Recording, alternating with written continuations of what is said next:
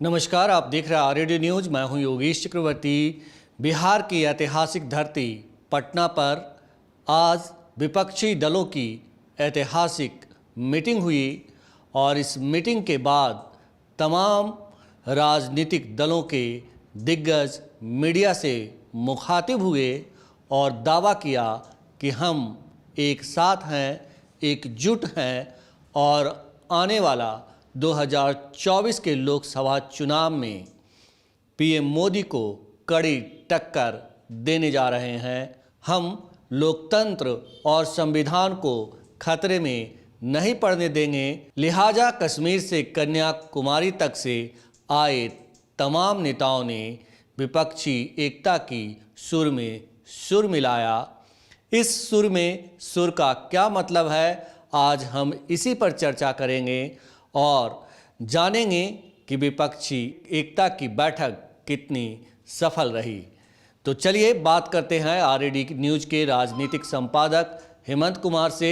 हेमंत जी, जिस तरह से बैठक के बाद तमाम नेताओं ने मीडिया के सामने आकर कहा कि हम एक हैं, क्या मतलब निकाला जाए? क्योंकि बैठक में ये भी देखा जा रहा था कि बैठक में कन्वीनर चुने जाएंगे, लेकिन इस पे कोई फैसला हुआ नहीं। तो कैसे देखते हैं आप? आपकी पहली प्रतिक्रिया क्या है? देखिए, सबसे बड़ी बात यह है कि यह जो बैठक हुई है वह मैं समझता हूं कि एक सफल बैठक है, जो विपक्ष ने जो तय किया था उसके हिसाब से, और नीतीश कुमार इसकी अगुवाई कर रहे थे, इसकी मेज़बानी कर रहे थे। तो उन्होंने एक सफल बैठक आयोजित करवाया। और देखने वाली बात यह है कि कौन नहीं आया, उससे ज़्यादा देखने वाली बात है कि कौन कौन लोग यहाँ पर थे। तो जिन लोगों को यहाँ जुटाया गया, जिन लोगों को यहाँ लाया गया, उसका तमाम लोगों ने एक स्वर में यह बात कही कि हम मिलकर लड़ेंगे और बीजेपी को सत्ता से बाहर करेंगे।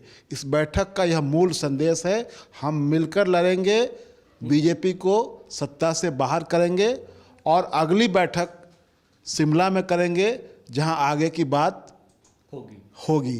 तो यहाँ जो बैठक हुई उसके बाद जो प्रेस कॉन्फ्रेंस हुआ, जिसका संचालन नीतीश कुमार कर रहे थे, और ये जो बात चल रही थी कि नीतीश कुमार कन्वीनर चुने गए हैं, तो इस तरह की बात तो ऑफिशियली वहाँ कही नहीं गई।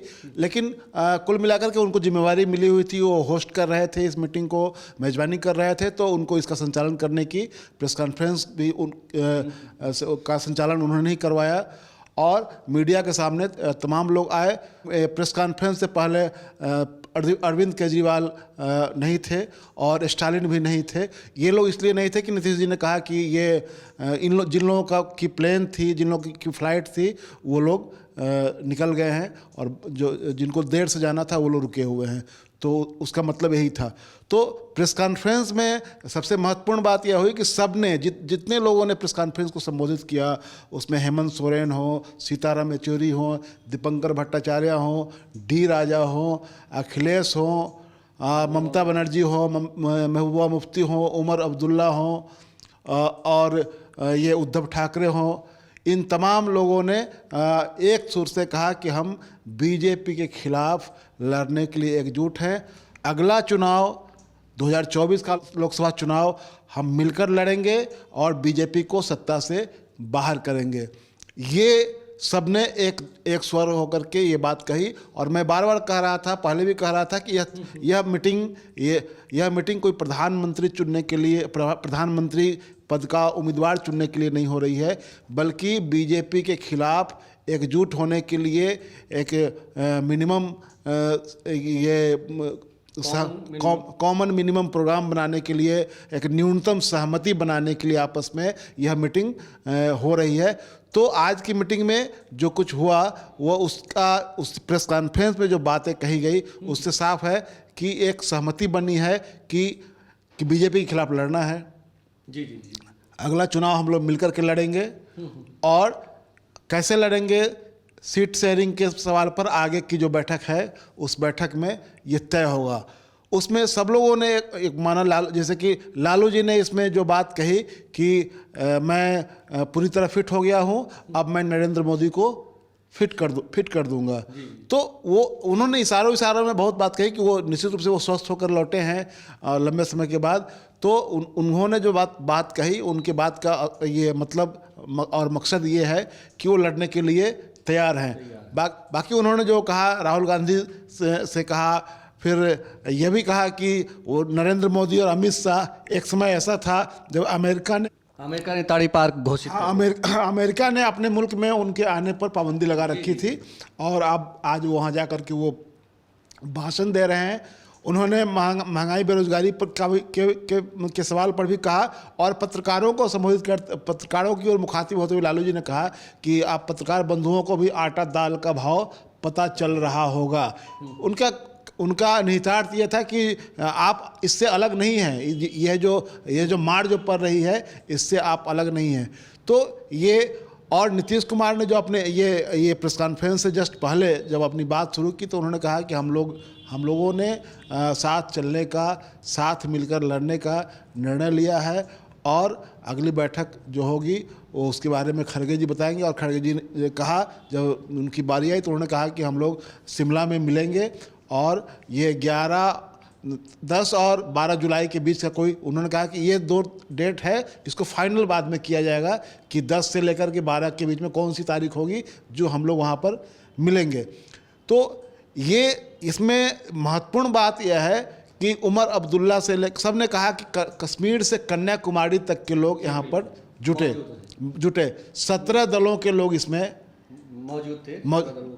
17 दलों के नेता इसमें मौजूद थे, और ये जो बैठक हुई, इसमें सबने एक स्वर से ये एक सहमति जाहिर की कि हम लोग को मिलकर के बीजेपी रिजीम के खिलाफ, बीजेपी शासन के खिलाफ हम लोग को लड़ना है। उमर अब्दुल्ला ने कहा कि यह सिर्फ सत्ता हासिल करने की लड़ाई नहीं है, यह एक विचारधारा की लड़ाई है, यह देश के संविधान आइन को बचाने की लड़ाई है, इस देश में जो एक साझी विरासत है, साझी संस्कृति है, उसको बचाने की लड़ाई है। उन्होंने यह कहा कि जो नरेंद्र मोदी आज अमेरिका में जाकर अपने देश की जमहूरियत की तारीफ़ कर रहे हैं, उनको जम्मू कश्मीर में जमहूरियत उस पर नज़र नहीं जा रही है उनकी। जम्मू कश्मीर में 5 साल हो गए राष्ट्रपति शासन के, वहाँ अब तक चुनाव नहीं हो रहा है, वहाँ जमहूरियत की हत्या हो रही है, और आप जमहूरियत को लेकर के अमेरिका में जाकर के हिंदुस्तान की जमहूरियत की तारीफ़ कर रहे हैं, और अपने ही मुल्क में एक ऐसा राज्य है। उन्होंने कहा कि मैं और महबूबा मुफ्ती देश के उस हिस्से से आए हैं जहाँ जमहूरियत का कत्ल हो रहा है। एक चीज़ हेमंत जी की, जो 17 दलों के जो दिग्गज नेता पटना में जुटे थे और इस बैठक में हिस्सा लिए, बैठक के बाद मीडिया से मुखातिब हुए, जब इन 17 में से जितने लोगों ने मीडिया को संबोधित किया, तमाम लोगों ने एक बात कही कि जो लोकतंत्र खतरे में है, संविधान के साथ खिलवाड़ किया जा रहा है, और दूसरी बात उन्होंने प्रेस की आज़ादी को भी लेकर कही कि मीडिया पर कब्जा कर लिया है। तो ये मुख्य रूप से खास करके ममता बनर्जी बहुत आक्रामक दिखी। हाँ, ममता बनर्जी बहुत आक्रामक दिखी, और उन्होंने अपनी बात कही कि एक तरह से पूरे देश में राज्यपाल के जरिए एक समानांतर सरकार चलाई जा रही है राज्यों में, जहाँ अपोजिशन रूल्ड स्टेट है, उन राज्यों में समानांतर सरकार चलाई जा रही है। उन्होंने अपने पश्चिम बंगाल का उदाहरण दिया कि पश्चिम बंगाल में वहाँ ये स्टेट का स्थापना दिवस राज्यपाल ने अपने ढंग से उसको अनाउंस कर दिया, और अपने ढंग से उसका आयोजन भी करवाया। उसमें राज्य सरकार की कोई भूमिका ही नहीं थी, राज्य सरकार को पता भी नहीं था, राज्य सरकार को पता ही नहीं था। तो उन्होंने कहा कि जो संघीय व्यवस्था है अपने मुल्क में, उस संघीय व्यवस्था पर भी ये चोट पड़ रही है, और राज्यपालों को इन्होंने सभी जगह समानांतर सरकार चलाने के लिए बिठा रखा है। तो बीजेपी को सत्ता से बाहर करना आज समय की सबसे बड़ी मांग है, और इसलिए बीजेपी के खिलाफ हम लोग लड़ने के लिए एकजुट हुए हैं, और इस लड़ाई को हम लोग आगे बढ़ाएंगे। ममता बनर्जी ने इसकी बात की तस्दीक की। जी। हेमंत जी, जिस तरह से तमाम नेताओं ने एक सुर में कहा कि ये लड़ाई अब आगे बढ़ेगी और मंजिल तक पहुंचेगी, सभी ने यही कहा कि मंजिल तक पहुंचेगी। सभी ने दावा किया कि लड़ाई जो है अब शुरू हुई है, हम लोग एकजुट हुए हैं, तो ये लड़ाई मंजिल तक पहुंचेगी। लास्ट में लालू प्रसाद यादव ने जो है मीडिया को संबोधित किया, उन्होंने राहुल गांधी से एक बात ये कहें कि जो पटना में जो बैठक हुई है तो उसको लेकर के तमाम दलों ने, ममता बनर्जी ने खास तौर पर इसका जिक्र किया कि पटना में जो बैठक हुई है, हमने नीतीश जी को सलाह दी थी कि आप पटना में बैठक रखें, और पटना में यह बैठक हुई है। तो बिहार जन आंदोलनों की धरती रही है और बिहार हमेशा से रास्ता दिखाता रहा है। तो इसलिए हम लोग चाहते हैं कि जो पटना में तय हुआ है उसको हम लोग आगे ले जाएं। और उन्होंने जो कहा कि ममता बनर्जी ने अपनी बात की शुरुआत में कहा कि we are united, we will fight unitedly, हम सब लोग साथ हैं और हम मिलकर के लड़ेंगे। तो हमने अपनी पहली जब हमने अपनी बात शुरू की तो हमने उसमें कहा कि कि ये इस मीटिंग का मूल कोड, ये संदेश यही है जी जी बिल्कुल, तो कि हम मिलकर लड़ेंगे, बीजेपी को सत्ता से बाहर करेंगे। इस बात पर सब लोगों की एकजुटता है और इसको लेकर के मुझे लग रहा है कि ये जो यहाँ जो एक तरह से मोमेंटम बना है वो आगे बढ़ेगा जब शिमला की बैठक होगी वहाँ पर। और उसमें ये ममता बनर्जी की कुछ बातों को मैं और आपको बताना चाहता हूँ कि उन्होंने जो कहा कि जो स्टेट का फाउंडेशन डे को अपने ढंग से उन्होंने सेलिब्रेट कर दिया और उसमें राज्य सरकार की कोई भूमिका नहीं थी। वही बात केजरीवाल ने अपनी चिट्ठी में भी उसका जिक्र किया था कि ये वह दिन दूर नहीं जब ये तमाम राज्यों का अधिकार छीन लेंगे, जो संविधान के समवर्ती सूची में जो अधिकार दर्ज है, जो कंकरेंट लिस्ट है, उस लिस्ट में जो अधिकार दर्ज हैं राज्यों के, उन अधिकारों को छीन करके और ये राज्यपालों के जरिए, एलजी के जरिए सरकार चलाएंगे। तो ममता बनर्जी ने भी इस बात की पुष्टि की कि कैसे उनके यहाँ वो फाउंडेशन डे स्टेट का, उसमें जो स्टेट गवर्नमेंट है उसकी कोई भूमिका ही उसमें नहीं हुई। कहीं ना कहीं जो केजरीवाल ने बात उठाई तो मुझे लगता है कि इस पर सहमति बन गई होगी कि राज्यसभा में तमाम विपक्षी दल जो है केजरीवाल को, आम आदमी पार्टी को सपोर्ट करके जो है इस बिल के खिलाफ वोट करेंगे। इस बात की प्रेस कॉन्फ्रेंस में चर्चा नहीं हुई है, लेकिन ये एक तरह से आम सहमति है कि जब वो अध्यादेश लाया जाएगा सदन के पटल पर तो मुझे पूरा विश्वास है कि कोई विपक्षी दल उसके समर्थन में खड़ा नहीं होगा।